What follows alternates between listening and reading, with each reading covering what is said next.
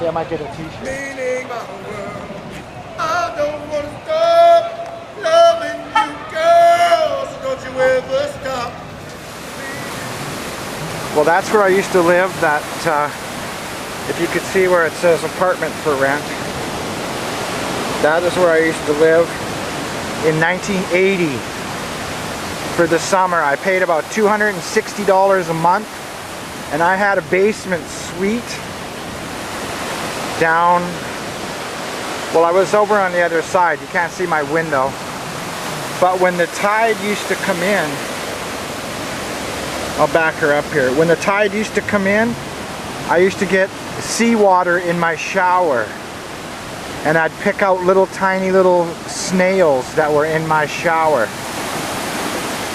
But that is where I used to live, and it's on a street called Narragansett. However, I pronounced it Narragansett, and everybody laughed at me. But Narragansett is that street there, and this street here is Niagara, and over there is Newport. That is where I used to work, at that motel.